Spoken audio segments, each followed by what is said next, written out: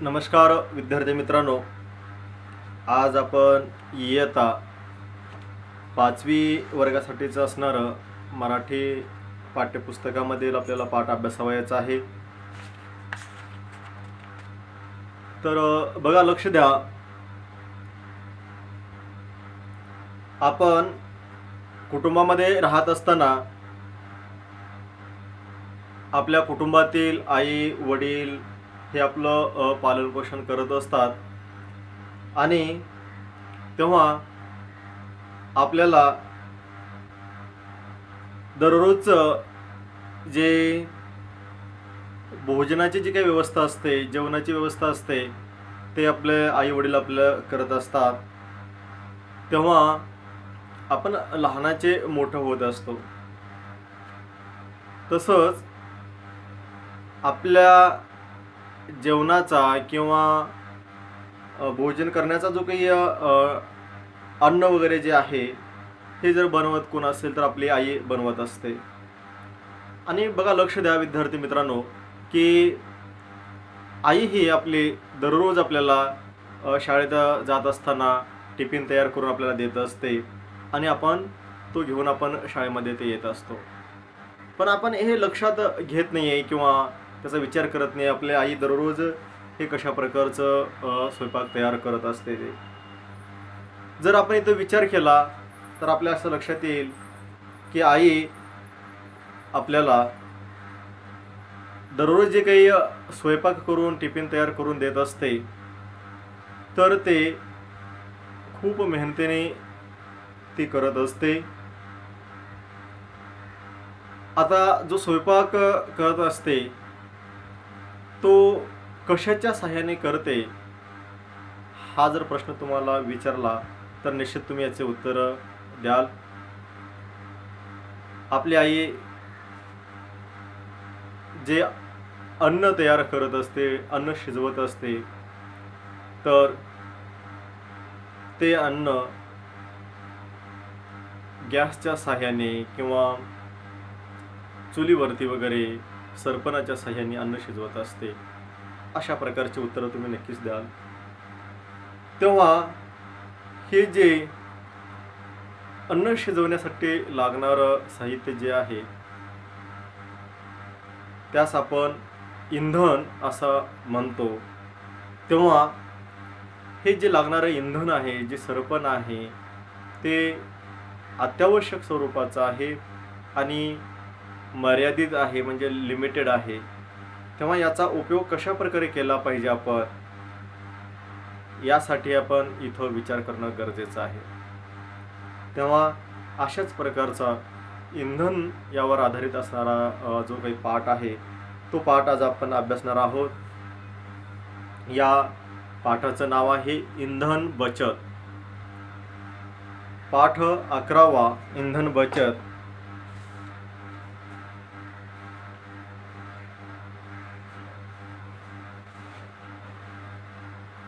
पाठ 11वा, इंधन बचत.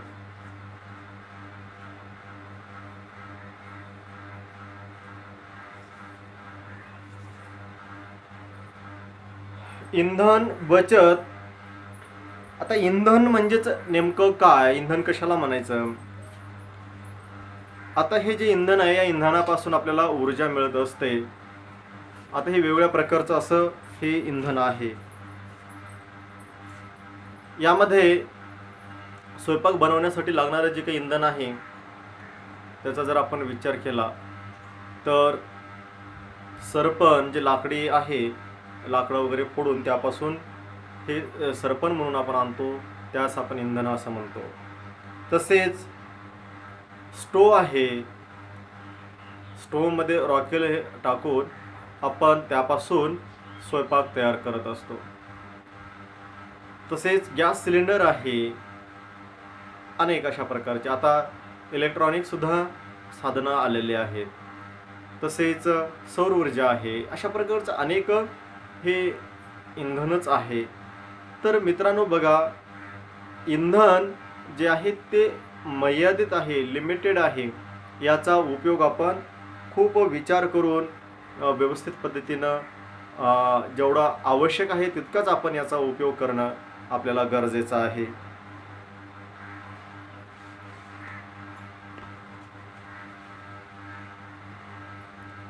पेज नंबर 16 ओपन करा. 16 पेज नंबर. पाठ 11वा इंधन बचत. या ठिकाणी जो हा पाठ आहे, हा पाठ संवादात्मक रूपामध्ये असणारा हा पाठ आहे. तेव्हा हा पाठ इथं आपण अभ्यासूया. पेज नंबर 16 वरती पहा. दिनूची आई आजारी होती. तो स्वयंपाकघरात आईसाठी चहा करत होता. दारावरची बेल वाजली. पहा, आता सुरुवात इथं पाठाची कशा प्रकारची आहे. तुम्हाला पेज नंबर 16 वरती काही चित्र दिसतील. तुमच्याकडे टेक्स्ट बुक आहे, तुम्ही पाहू शकता. हे बघा, इथं काही चित्र आहे. या चित्रामध्ये आपल्याला एक मुलगा दिसतो. इथं पलीकडे आई त्याची आतील खोलीमध्ये झोपलेली दिसते. बाजूला एक मुलगी सुद्धा आहे आणि तो स्वयंपाकघरात आहे. हे चित्र आपल्याला इथं दिसत आहे. तर या चित्राच्या माध्यमातून आपल्याला काय सूचित होतं ते बघा. आता हा जो काही मुलगा आहे स्वयंपाकघरामध्ये तो काहीतरी करत आहे. तर त्याचं नाव आहे दिनू आणि दिनूची आई आजारी होती. तो स्वयंपाकघरात आईसाठी चहा करत होता. स्वयंपाकघरात काय करत होता तो? आईसाठी चहा बनवत होता. दारावरची बेल वाजली. त्याने दार उघडले. दारावरची काय झालेले? बेल वाजलेली आहे. आणि तर त्याने दार उघडले. दारावरची बेल वाजली म्हणजेच तो आई आजारी आहे, त्यामुळे तो आईला चहा करून द्यावा म्हणून तो स्वयंपाकघरात गेलेला आहे आणि चहा तो बनवत आहे. आणि मग अशा वेळेस दारावरची बेल वाजलेली आहे. कोणीतरी आलेला आहे हे लक्षात घेऊन दिनूने जाऊन दार उघडलेले आहे. तर समोर त्याची वर्ग मैत्रीण फातिमा उभी होती. त्याने तिला घरात बोलावले. तर काय होतं, त्याची जी मैत्रीण आहे, वर्ग मैत्रीण, ती उभी होती आणि मग त्या मैत्रिणीचं नाव आहे फातिमा. दिनूने तिला आत बोलावले, घरात बोलावले.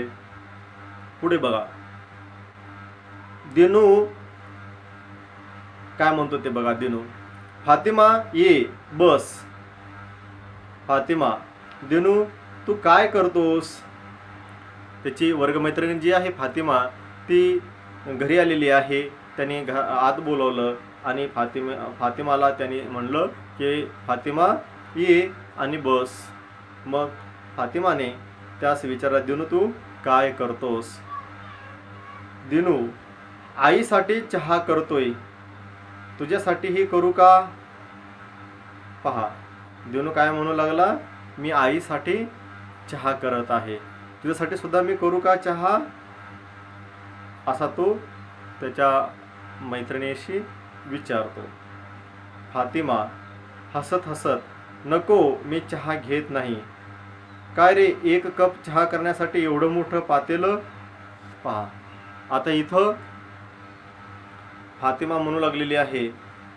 तिनं म्हणलं हसत हसत की नको नको, मी चहा घेत नाही. बघा, या ठिकाणी दोन वर्ग मित्र आहेत. दिनू आणि दिनूची वर्गमैत्रीण असणारी फातिमा, या दोघांमधला संवाद या ठिकाणी वर्णन केलेला आहे. तर बघा, दिनू इथं फातिमास बोलत आहे. कशा प्रकारचा संवाद करतोय ते आपण पाहत आहोत. इथं ती म्हणते फातिमाला, तू चहा वगैरे घे असं म्हणतोय. फातिमा म्हणते की मी चहा घेत नाहीये. आणि ती त्यास म्हणू लागली, मग काय रे, एक कप चहा करण्यासाठी एवढं मोठं पातेलं? ती विचारते. कारण खूप मोठं पातेलं तो 1 कप चहा करण्यासाठी दिनूनं ठेवलेलं तिनं पाहिलं आणि तशा प्रकारचं त्याला ती विचारू लागली, दिनू काय बिघडलं?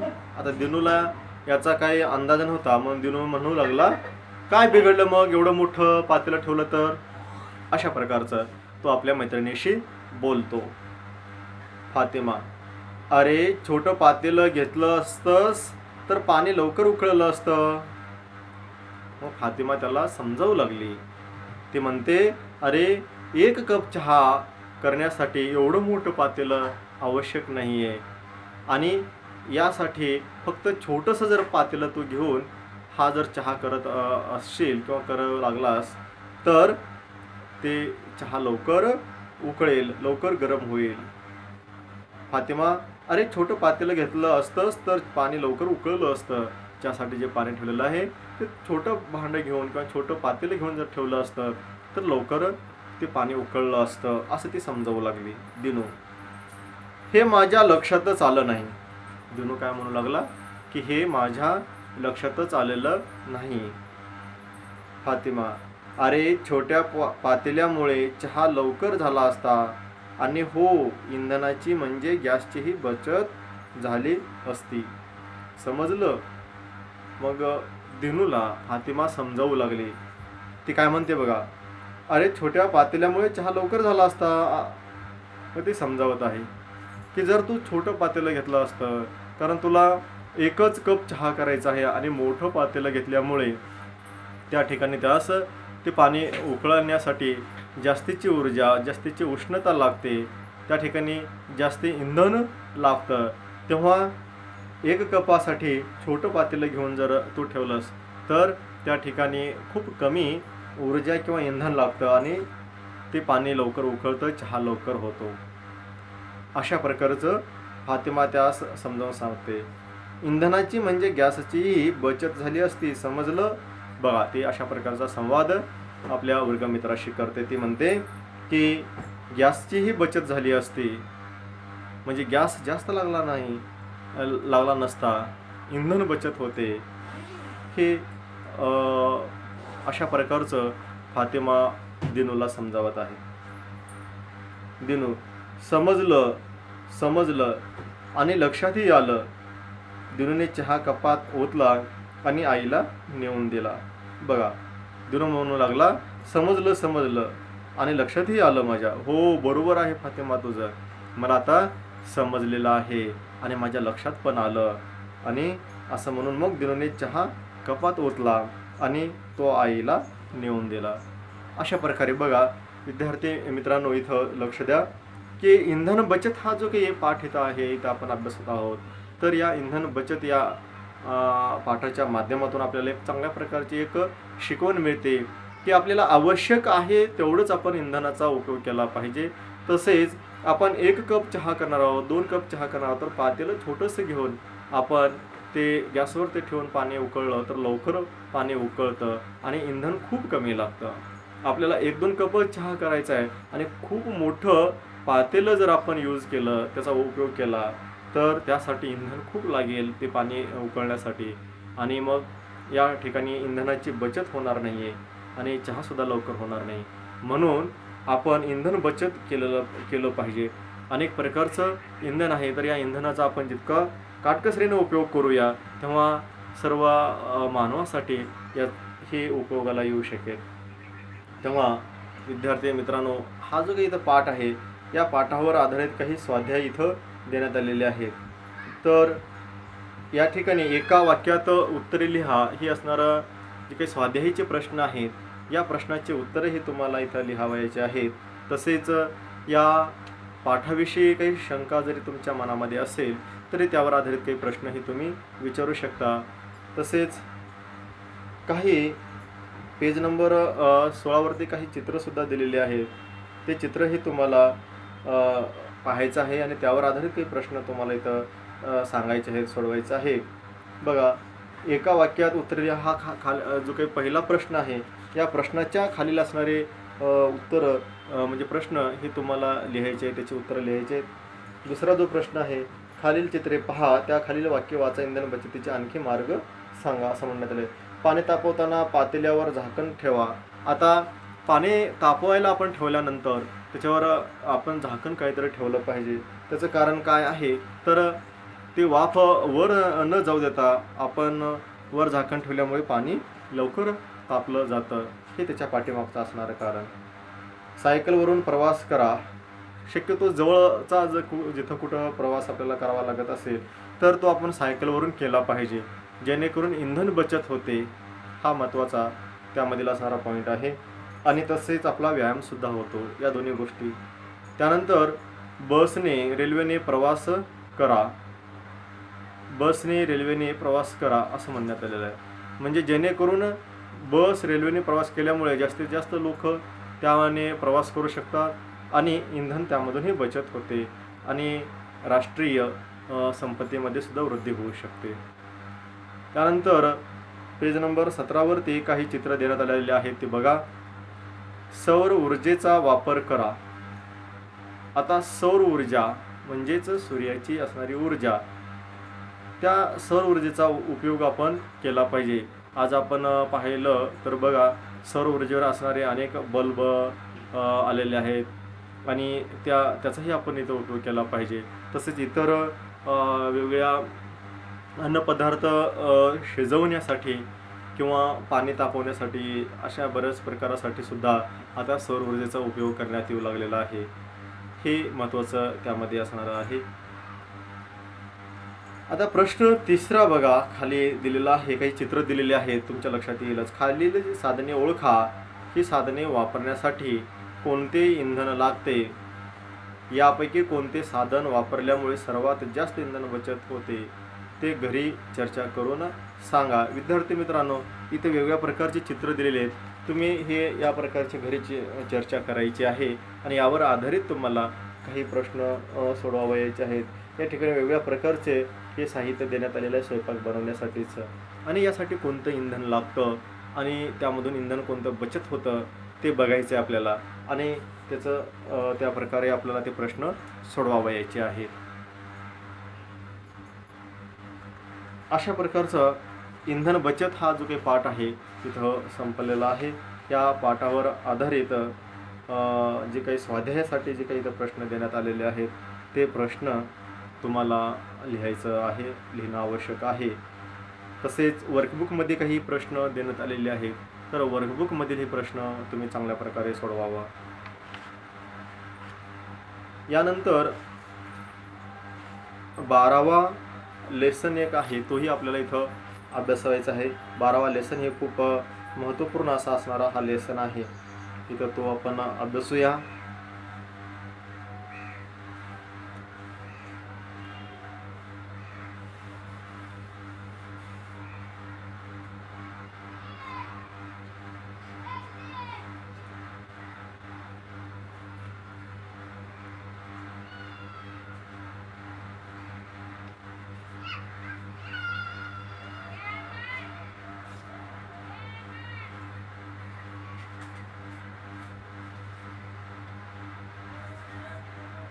बोलावे कसे हा 12वा पाठ आहे. पेज नंबर 18 वरती बघा.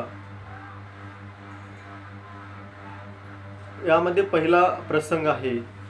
इथं तुम्हाला काही चित्र दिसतच असतील. पेज नंबर 18 वरती पहा. यामध्ये पहिला जो काही प्रसंग आहे, यामध्ये एक मुलगा फोनवर तुम्हाला बोलत असलेलं दिसत आहे. बाजूला एक मुलगीही तिथे उभी आहे आणि या पेजवरती 4 ठिकाणी चित्र तुम्हाला दिसून येत आहेत. तर यामधील संवाद अत्यंत महत्त्वपूर्ण असा संवाद आहे. तर कशा प्रकारचा संवाद आहे तो आपण इथं अभ्यासूया. आता प्रसंग पहिला हा जो आहे, इकडे लक्ष द्या. एके दिवशी संजू फोन करतो. एके दिवशी संजू फोन करतो, तेवढ्यात तिथे अंजू येते. बघा, एके दिवशी काय झालेलं आहे, संजू फोन करतो, म्हणजेच आता फोनवर आपण संवाद साधत असताना कोणती दक्षता आपण घेतली पाहिजे हेही अत्यंत महत्त्वाचं आहे. आणि म्हणून आता येथील प्रसंग आपण लक्षात घेऊया. संजू नावाचा असणारा हा मुलगा फोनवर बोलत आहे. एके दिवशी संजू फोन करतो, तेवढ्यात तिथे अंजू येते. बघा, आता तो फोन करत आहे आणि बाजूला अंजू आलेली आहे. हॅलो काका, मी संजू बोलतोय. अहो, हा चुकीचा नंबर लागला आहे. संजू झटकन फोन ठेवतो. अंजू त्याला समजावून सांगते. संजू, तू चुकीचा नंबर लावला होतास, त्यामुळे तू त्या व्यक्तीला मला माफ करा, चुकून तुमचा नंबर लागला असं नम्रपणे म्हणायला हवं होतंस. बघा, आता हा प्रसंग आहे. लक्ष द्या की आपण एखाद्याला किंवा आपल्या नातेवाईकांना, मित्रांना, कुणाला जर आपण फोन करत असलो आणि जर चुकून कोणाला दुसऱ्याला जर फोन लागला गेला तर आपण त्याची माफी मागायला पाहिजे.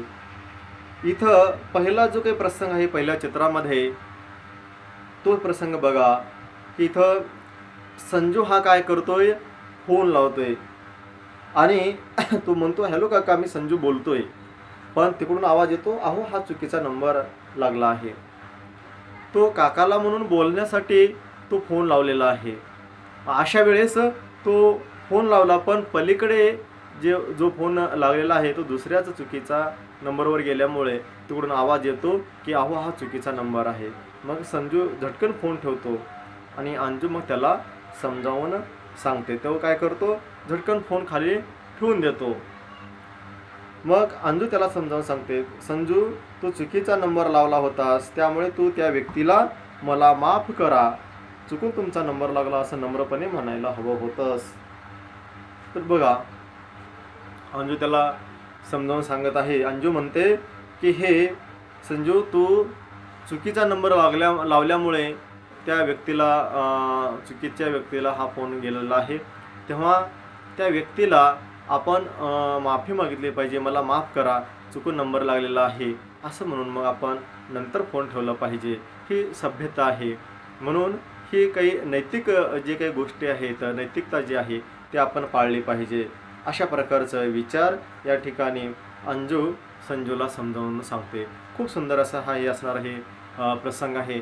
बघा विद्यार्थी मित्रांनो, आपण ज्यांना कुणाला एखाद्या वेळेस फोन लावत असताना जर चुकून कुणाला लागला तर आपण हे अशा प्रकारचं शिकलं पाहिजे की त्या व्यक्तीची आपण माफी मागितली पाहिजे, सॉरी असं वगैरे काही म्हणलं पाहिजे, जेणेकरून त्या ठिकाणी आपली सभ्यता पाळणं किंवा नैतिकता पाळणं गरजेचं आहे. म्हणून इथं अंजूसुद्धा संजूला इथं समजावून सांगते की नाही, की आपण त्या व्यक्तीची माफी मागितली पाहिजे. हा झाला पहिला प्रसंग. आता बघा, दुसरा एक प्रसंग आहे मित्रांनो. इथं खूप महत्त्वपूर्ण असा हा आहे प्रसंग आणि आपल्याला सतत अनुभवास येणारे असे काही प्रसंग आहेत. प्रसंग दुसरा आहे पेज नंबर 19 वरती बघा. या ठिकाणी 4 विविध प्रकारचे असे हे चित्र इथं दाखवण्यात आलेले आहेत. तर आता इथं बघा, लक्ष द्या विद्यार्थी मित्रांनो, तुमच्या लक्षामध्ये येतच असेल. पहिलं जे काही चित्र आहे त्यामध्ये बसचं आहे चित्र. त्या बसमध्ये काही माणसं उभी आहेत आणि जवळच काही तरुण मुलंही त्या ठिकाणी बसलेले आहेत. हे चित्र आपल्याला दिसून येतं. आता यामध्ये आपण पहिलं चित्राची जी काही माहिती आहे ती आपण वाचन इथं करूया.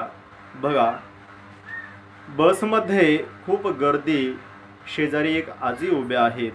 दिनेश एका जागेवर बसला आहे. बघा, बसमध्ये खूप गर्दी आहे. आता आपण हे बऱ्याच वेळेस बसने प्रवास करतो आणि बसने प्रवास करत असताना कधी कधी पुष्कळ प्रमाणामध्ये बसमध्ये गर्दी झालेली आपल्याला दिसून येते आणि मग बसमध्ये खूप गर्दी असते आणि शेजारी एक आजी उभ्या आहेत. दिनेश एका जागेवर बसला आहे असा प्रसंग आहे. दिनेश हा जो आहे तर हा काय केलेला आहे, तो एका सीटवरती तो बसलेला आहे बाजूलाच आणि बाजूला शेजारी एक आजी उभ्या आहेत. असा बसमधील हा एक प्रसंग आहे. आणि पुढे मग दुसरं चित्रामध्ये पहा, आजी उभ्या असलेल्या दिनेशला दिसताच तो आपल्या जागेवरून उठतो. बघा, दिनेश च्या जवळ एक आजी उभ्या राहतात येऊन. तेव्हा दिनेश त्या आजीकडे पाहतो आणि एक आजी उभ्या राहिलेल्या बघताच दिनेश त्या जागेवरनं पटकन जागेवरनं उभा राहतो, उठतो तिथून आणि तो काय म्हणतो बघा, आजी तुम्ही या जागेवर बसा. तो म्हणतोय आजी तुम्ही या जागेवर बसा. तो उठतो आणि आपल्या जागेवर बसण्यासाठी आजीला तो विनंती करतो की तुम्ही या इकडे आणि या माझ्या जागेवरती तुम्ही बसा. अशा प्रकारचं तो विनंती करत आहे. आजी दिनेशच्या जागेवर बसतात. किती गुणी मुलगा आहेस तू, अशा प्रकारे त्याचं कौतुक सुद्धा करतात. बघा, त्या आजी काय करतात मग, ठीक आहे म्हणून त्या जागेवरती त्या आजी बसतात आणि ते म्हणतात की खरंच दिनेशच्या जागेवर बसून ते म्हणतात किती गुणी मुलगा आहेस तू, अशा प्रकारे त्याचं कौतुक करतात. बघा, बसने प्रवास करत असताना बऱ्याच वेळेस असे प्रसंग आपल्याला दिसून येतात.